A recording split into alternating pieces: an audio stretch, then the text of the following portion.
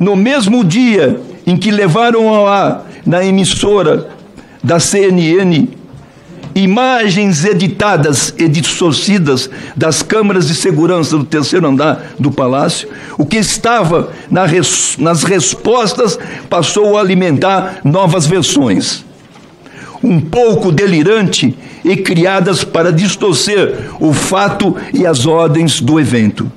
Não mandei ninguém adulterar nada.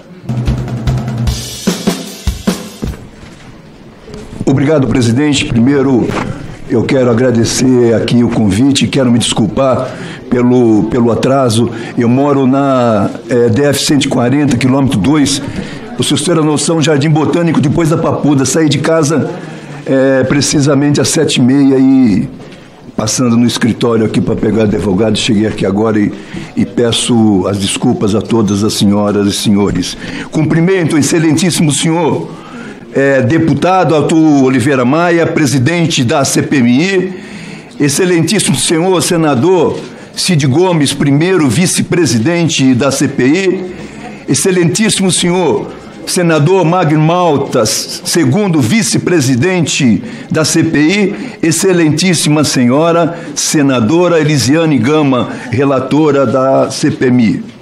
Em nome da excelentíssima senhora relatora Elisiane Gama, dos excelentíssimos senhores deputado Arthur Maia e dos demais senadores que dirigem esta comissão parlamentar mista de inquérito. Cumprimento a todos as senhoras senadoras e deputadas e a todos os senhores senadores e deputados aqui presentes. Sou o general da divisão do Exército Brasileiro, concluí a Academia Militar das Agulhas Negras na Arma de Infantaria em 1975. Possuo os cursos de Forças Especiais, de Comandos de Guerra na Selva, paraquedista, aperfeiçoamento de oficiais, curso de Comando Estado-Maior, curso de Política, Estratégia e Alta Administração e de Segurança Presidencial. Com muita honra, prestei serviço às forças de segurança da ONU na América Central por 1 ano e meio no início dos anos 90. Entre os anos 2003 e 2010, coordenei a segurança do presidente da República. Em 2011, como general de divisão, comandei a 6ª Região Militar em Salvador, na Bahia. Em dezembro de 22, fui convidado para assumir o Gabinete de Segurança Institucional da Presidência da República. Tomei posse em 1º de janeiro de 23. Pedi afastamento do posto em 19 de abril. Saí por causa da divulgação imprecisa e desconexa de vídeos gravados no interior do Palácio do Planalto, durante a invasão do prédio em 8 de janeiro de 23. Naquele dia foram cometidas agressões impensáveis à democracia brasileira. Eu era ministro, chefe do GSI. Cabia a mim, funcionalmente e como cidadão brasileiro, preservar a sede do Poder Executivo do Estado brasileiro, o Palácio do Planalto. No dia 8 de janeiro, utilizando de todos meus conhecimentos agregados pelos cursos que realizei ao longo de mais de 44 anos de serviço, pelas experiências vividas, dentro e fora das funções do Exército, exerci efetivamente minha ação de comando na defesa e preservação do Palácio Presidencial no meio de um levante antidemocrático. Foi um ataque único, inédito e inimaginável para todos nós que somos democratas e devotamos respeito à Constituição e às instituições. Tendo conhecimento agora da sequência dos fatos que nos levaram até aquelas agressões de vândalos e também da ineficiência dos agentes que atuavam na execução do Plano Escudo, aprovado com a coordenação de diversos órgãos civis, militares e de segurança pública. Seria mais duro do que fui na repressão. Faria diferente, embora tenha plena certeza de que envidei todos os esforços e ações que estavam ao meu alcance para mitigar danos. O mais importante, preservar as vidas de cidadãs e cidadãos brasileiros sem derramamento de uma gota de sangue, sem nenhuma morte. O consórcio de ações e inações das forças policiais da Polícia Militar do Distrito Federal que não foram eficazes no cumprimento das atividades sob sua responsabilidade previstas no Protocolo de Ações Integradas PAI, levou àqueles eventos. Em reuniões prévias dos órgãos que tratavam da segurança da esplanada dos ministérios, chamadas e organizadas pela Secretaria de Segurança Pública do Distrito Federal, previa-se não permitir o acesso de pessoas e veículos à Praça dos Três Poderes. A determinação, claro, era evitar que os manifestantes chegassem ao Palácio do Planalto, onde deveria estar montado o sistema previsto no escudo do Planalto, onde deveria estar montado o sistema previsto no escudo do Planalto, que eu determinei que se mantivesse ativo desde o dia 5 de janeiro, e cuja execução confirmei à tarde do dia 6 de janeiro, antes de deixar o Palácio sexta-feira, final de semana.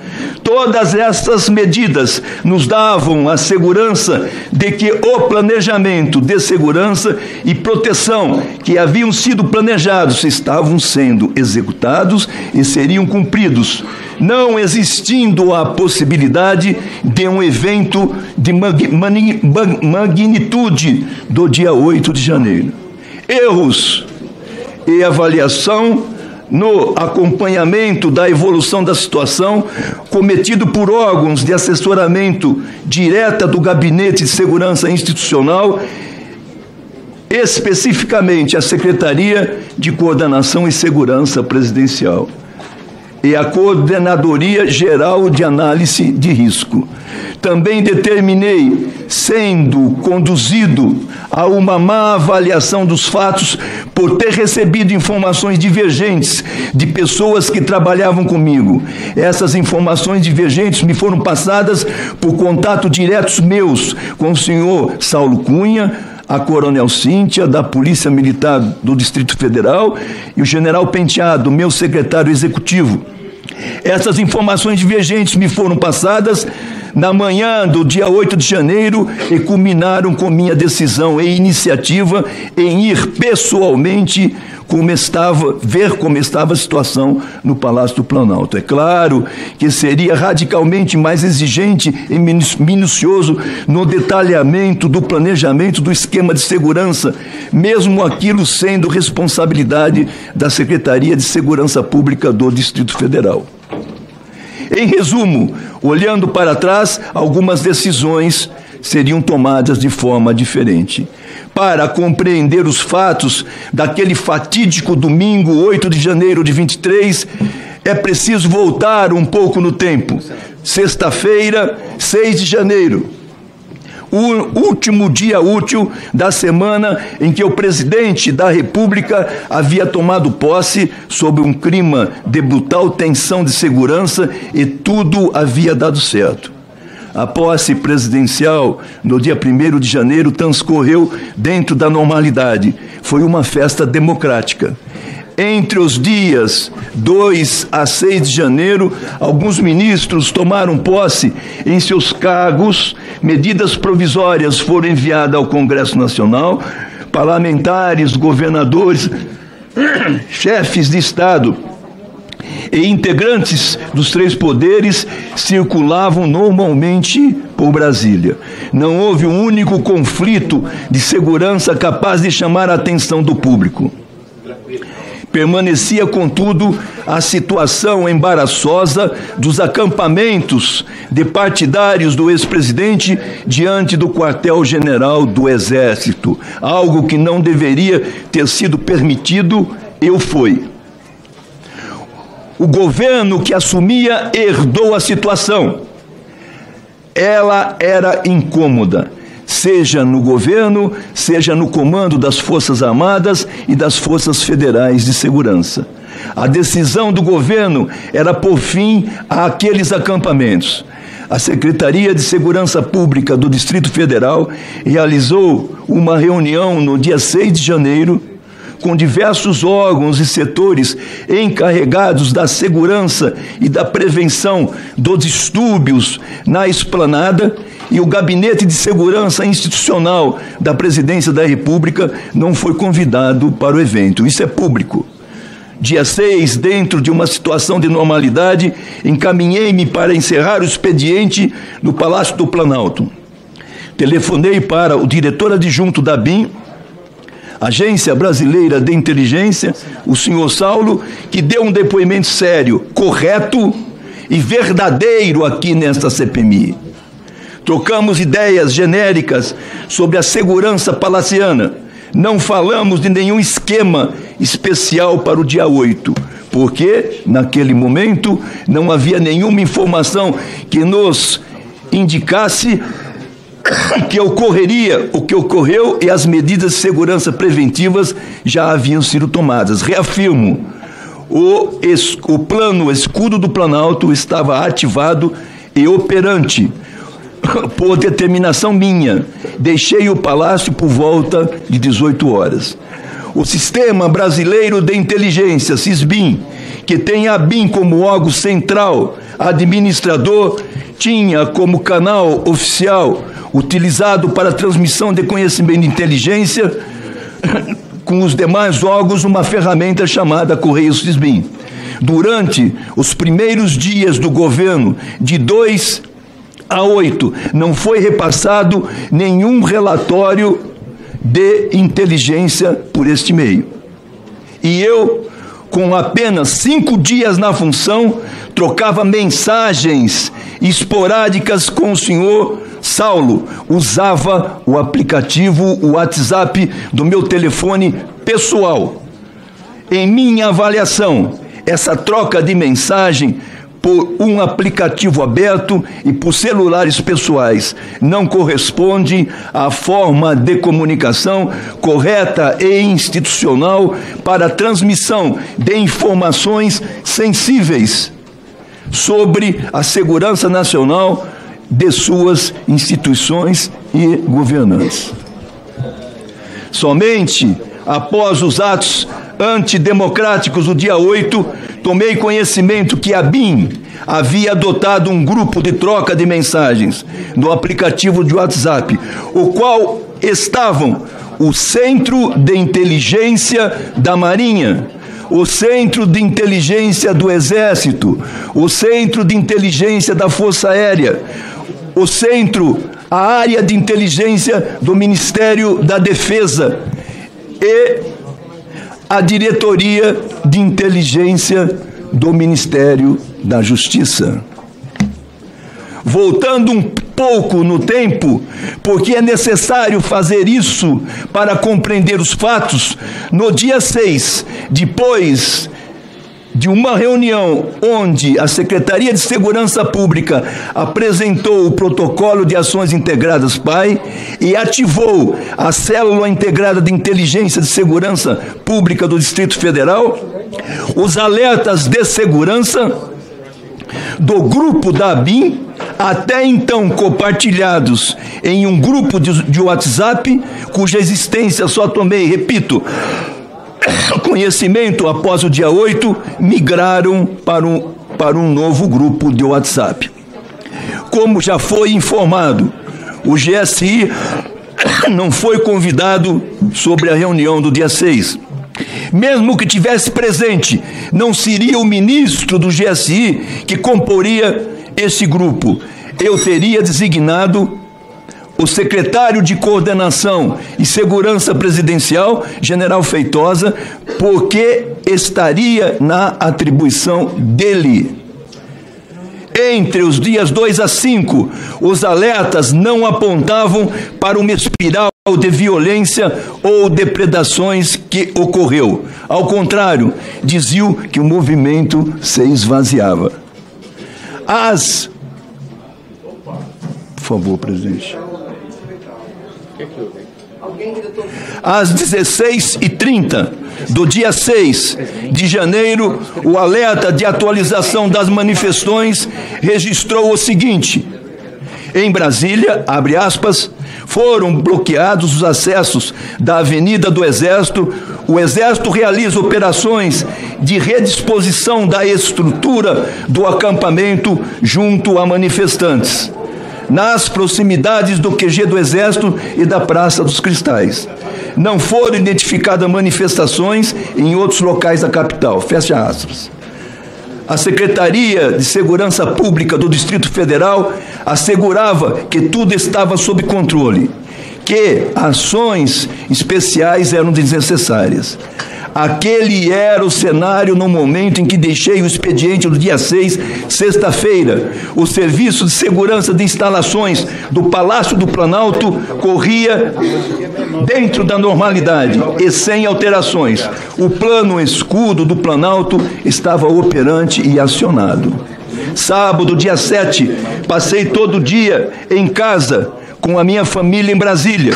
Presumo que o sistema integrado prosseguiu com seus alertas, difundido para a célula de inteligência montado pela Secretaria de Segurança Pública do DF. Naquela primeira semana de governo, eu segui usando o meu aparelho celular pessoal e meu aplicativo pessoal de WhatsApp. Tinha convicção, se algo extraordinário acontecesse, receberia ligações ou visitas tendo em vista que eu estava em Brasília e o meu endereço era de conhecimento de todos os meus chefes subordinados. Dia 8 de janeiro, domingo, passei a manhã em casa, recebi uma ligação do senhor Saulo Cunha. Ele relatou a possibilidade de intensificação das manifestações. Em seguida, troquei informações por telefone com a coronel Cíntia, da Polícia Militar. Ela me disse que estava tudo calmo. Por volta de 13h30, recebi uma nova ligação do senhor Saulo. Ele confirmou a intensificação das manifestações. Liguei então para o general Penteado, secretário executivo do GSI. O general Penteado me afirmou que estava tudo calmo. O general Penteado disse que eu não precisava ir ao Palácio do Planalto. Porém, permaneci inquieto, decidi ir até o Palácio do Planalto.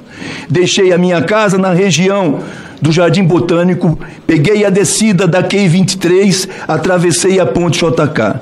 O acesso à via N1 estava fechado, bloqueado, desviei para N2, deixei meu carro particular no bolsão de estacionamento, entrei no estacionamento dos anexos e lá estava o tenente-coronel Alex com um carro do GSI. Peguei esse carro, atravessei por dentro dos anexos e parei na cancela leste do Planalto.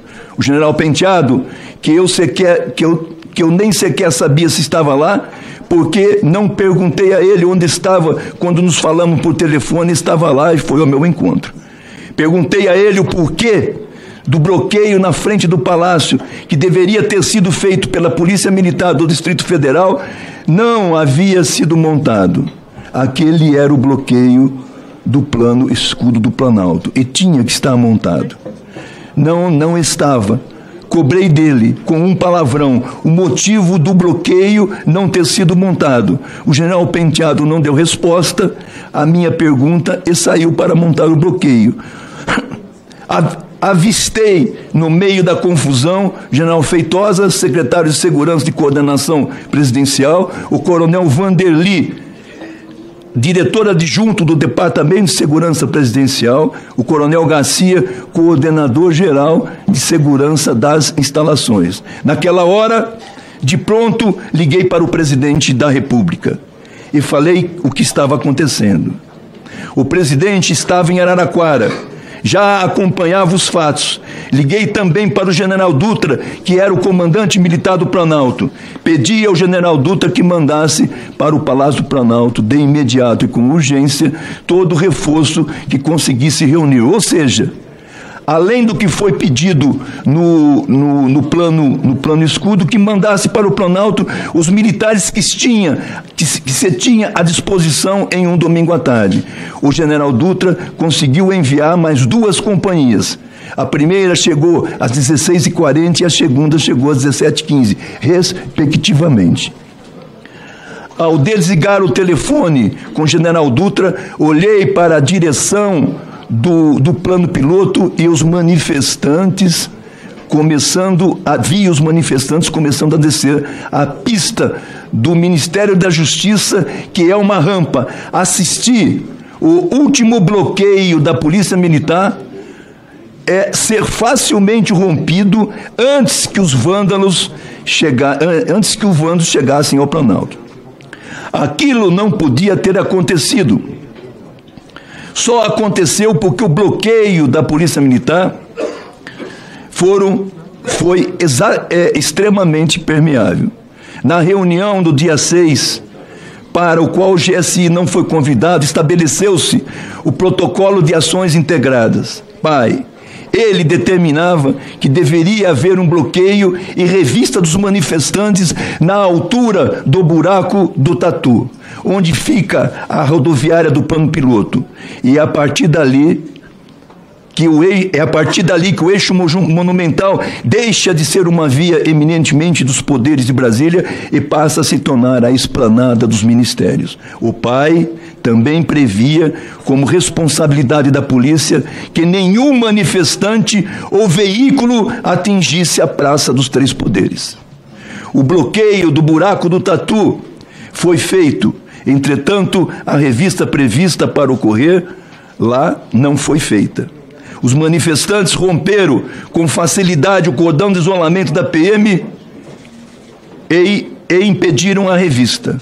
Deveria existir, depois daquele ponto, um bloqueio total que impedisse o acesso à Alameda das Bandeiras e à Praça dos Três Poderes. Esse bloqueio aparentemente não existiu ou foi tênue e inexpressivo. Vi os manifestantes descendo do Ministério da Justiça para o Palácio do Planalto. Ao ultrapassarem a área de estacionamento oeste do Planalto, eles encontraram uma tropa pequena do batalhão de guarda presidencial. Porém, logo furaram esse bloqueio na avenida na frente do Palácio, a resistência também da Polícia Militar. A partir de então, passaram a agir como se tivesse uma coordenação e atuaram como se soubessem como devia fazer para cercar o Palácio. Eu assisti a tudo do térreo do Palácio do Planalto. Claro que tive ímpetos de reagir, de confrontar. Contudo, readquirindo o autocontrole, controlei-me porque tinha que cumprir a minha missão, não deixar que defasassem o núcleo central do poder palaziano, o gabinete do presidente da República, que fica no terceiro andar. Era preciso evacuar os manifestantes do prédio, prender o máximo de manifestantes possível e não permitir a escalada de violência, garantindo a integridade física dos presos, com o mínimo de feridos e sem nenhum óbito. Eu estava desarmado e à paisana. Havia saído de casa sem saber que tipo e situação encontraria. E jamais esperei, na minha vida, encontrar aquela situação. Morrer ser preciso matar nunca, foi o lema do Marechal Cândido de Rondon, um dos patronos do Exército Brasileiro. O meu lema também, sempre foi. Concentrei-me para retirar os vândalos do palácio o mais rápido possível, de preferência sem baixas e sem confrontos sangrentos. Só havia uma forma de fazer isso, de cima para baixo. Dei a ordem aos oficiais que estavam no palácio. Era preciso alcançar o 4º andar do palácio, o último, e descer evacuando os manifestantes, e isso foi feito. Quando subi do 2º para o 3º andar, numa sala de reuniões contígua ao gabinete presidencial, encontrei 3 pessoas, uma senhora, uma mulher jovem e um rapaz. A senhora estava assustada, a mulher neutra e o rapaz profundamente alterado. Indiquei a eles e a mais algumas pessoas a escada que leva para o 2º andar. Tivemos algumas altercações. Evitei a violência e conduzi todos eles e mais alguns para o local de acesso à escada que levaria para o 2º andar. Eu havia determinado que as prisões fossem feitas no 2º andar. Preservamos todo o 4º andar. Todas as salas do gabinete pessoal do presidente da República. Preservamos todas as salas do presidente da República. Bloqueamos o acesso aos anexos do Planalto. E repito, sem nenhuma gota de sangue. No palácio foram presos 182 invasores. Eles foram presos a partir de minhas determinações. Minhas determinações. Quanto à minha ordem para que efetuasse prisões, já tinha sido dada, o ministro Flávio Dino da Justiça telefonou-me e pediu para que eu fosse ao ministério encontrá-lo. Escoltado pelo coronel Rogério, desci as escadas, passei pelo 2º andar para o térreo, alcancei a garagem, atravessei a N2, peguei meu carro e me dirigi para o Ministério da Justiça. Fui comunicado pelo ministro que o secretário executivo dele, o senhor Ricardo Capelli, seria nomeado interventor da Segurança Pública do Distrito Federal. Ressalto, enquanto estávamos no Ministério da Justiça, as prisões já estavam ocorrendo no Palácio do Planalto. Restaurando o controle público e institucional da ordem, sem nenhum confronto que tenha posto em risco vidas humanas, nem do nosso lado, nem do lado dos vândalos. Fiz tudo o que estava sobre meu alcance. Esta é a história que sempre quis contar. A esta comissão parlamentar mista de inquérito. Depois de transcorrido os fatos do dia 8, vieram as versões destinadas a distorcê-los. No dia 20 de janeiro de 23, enviei para a SECAI do Senado as respostas de um ofício que me foi encaminhada pelo órgão. Era um ofício com perguntas abertas e que prontamente e cordialmente respondi por mim a partir do relatório feito pela BIM. A SECAI recebeu as respostas no dia 20 e no dia 19 de abril,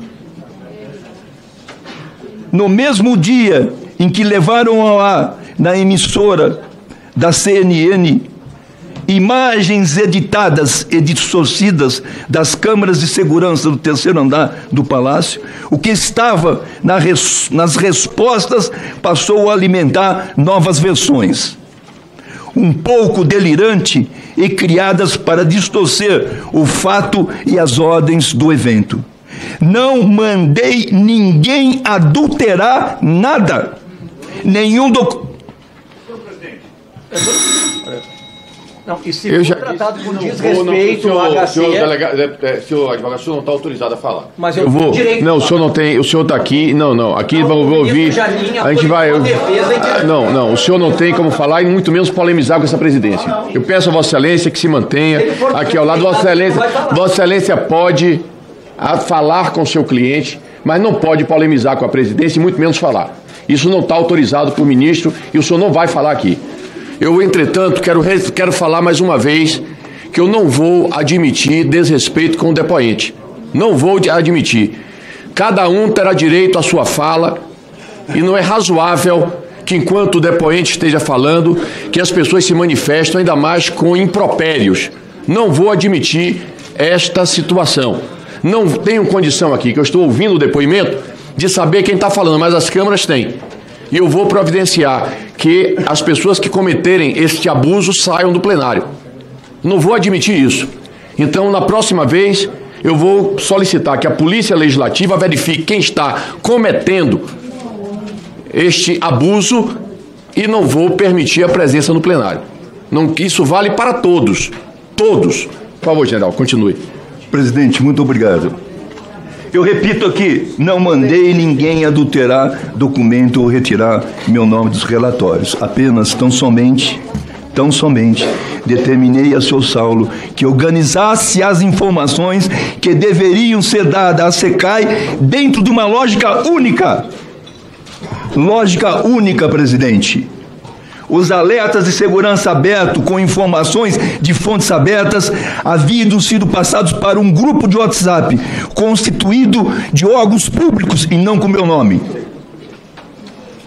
Como eu não integrava aqueles grupos, como não estava sequer usando o celular público naquele momento e não constava o nome de pessoas no relatório, apenas de órgão, determinei que as informações fossem padronizadas a fim de respondermos à SECAI com presteza e com a verdade, presidente. Estes são os fatos, senhores, senhoras.